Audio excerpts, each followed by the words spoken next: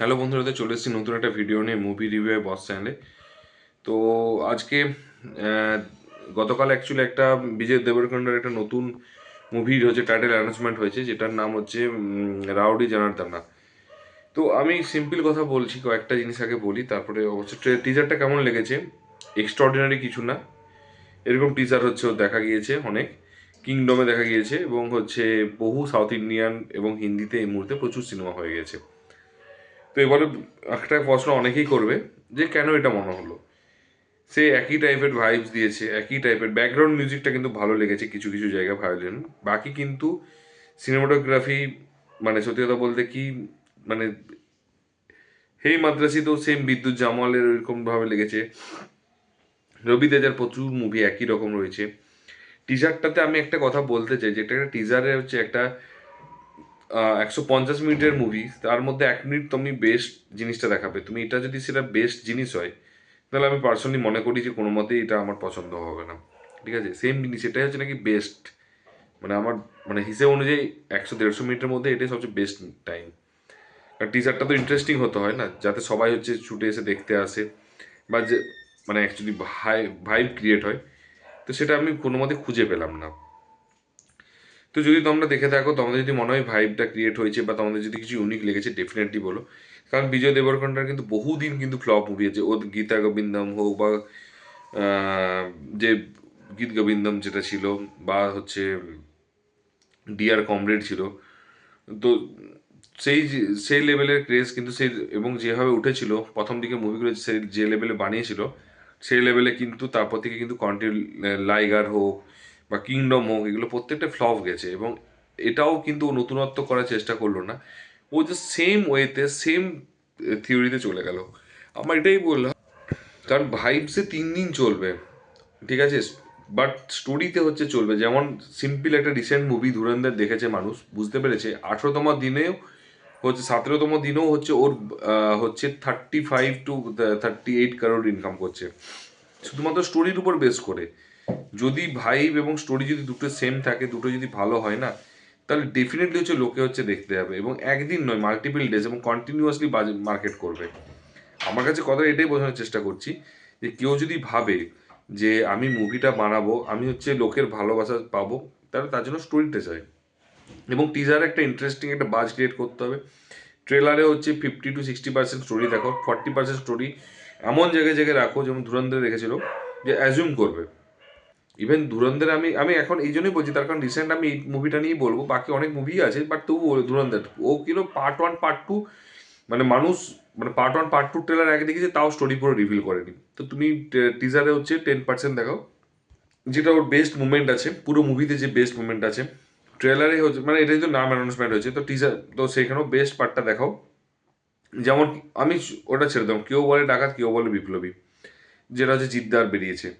তো সেম জিনিসটাও দেখিয়েছে, সেটা হচ্ছে এখানে যেটা ও সবচেয়ে বেস্ট মোমেন্ট, যে ধুতি পরে একটা যে রয়েছে, একটা ডায়লগ বলছে, এবং যে 3টে লুক দেখাচ্ছে, ওই যে 1 মিনিট দেখিয়েছে, ওই 1 মিনিটই যথেষ্ট বাজ ক্রিয়েট করার জন্য। ঠিক সেরকম এই ক্ষেত্রে বলবো, বাজ ক্রিয়েট করার জন্য 1 মিনিটই যথেষ্ট। তারপর টিজারে তুমি হচ্ছে 10% দেখাও, এবং ট্রেলারের জন্য সাসপেন্স রাখো। তারপর ট্রেলারে হচ্ছে 50% দেখাও, বাকি যাতে মানুষ অ্যাজিউম করতে পারে, এবং অ্যাজিউমটা ঠিক হোক ভুল হোক, বাট অ্যাজিউম করতে পারে, সেরকম একটা জায়গায় নিয়ে যাও। এবং বাকিটা তারপরে মুভিতে একদম বাস্ট করে দাও পুরো মুভিটা, ঠিক আছে। এবং একটু ইউনিকভাবে করো, একই টাইপের প্রত্যেকটা মুভি সে অ্যাকশন করছে, প্রত্যেকটা মুভিতে সে একই রকম অ্যাকশনের ধাঁচ রয়েছে, বডি দেখাচ্ছে, মানে যেটা কোনো কমন জিনিস, ঠিক আছে, একদম জেনুইন কথা বলছি, ইটস এ কমন।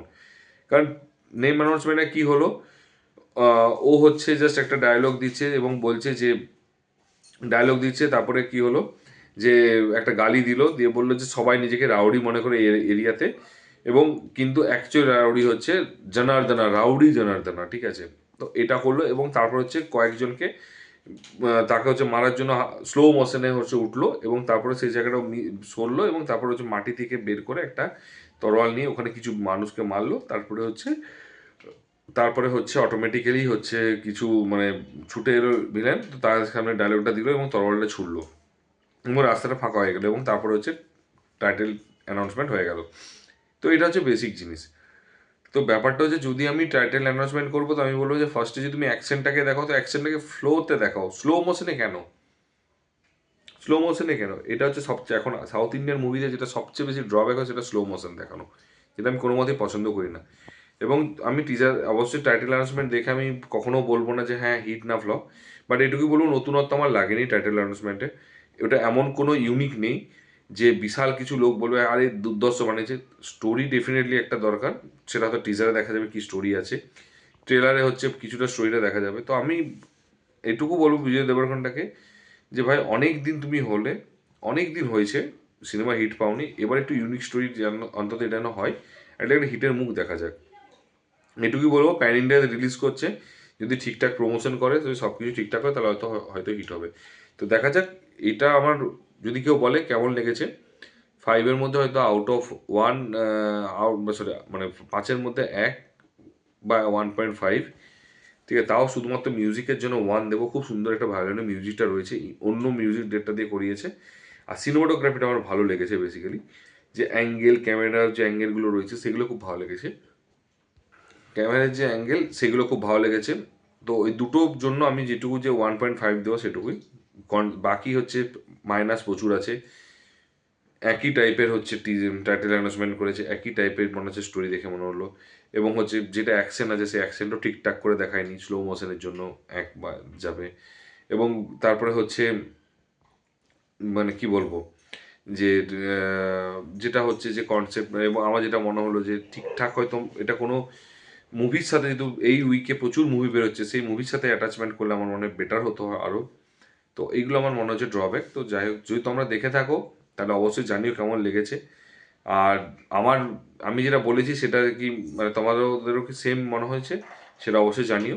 আর যদি ভিডিওটা ভালো লেগে থাকে তাহলে বন্ধুদের মধ্যে লাইক কমেন্ট শেয়ার নিজেও করো এবং তাদেরকেও করতে, বন্ধুদেরকেও করতে বলো। আর যদি চ্যানেলে নতুন হও তো একটু সাবস্ক্রাইব করে দিও। তো দেখা হচ্ছে পরের ভিডিওতে, ভালো থেকো, টেক কেয়ার, টাটা, বাই বাই।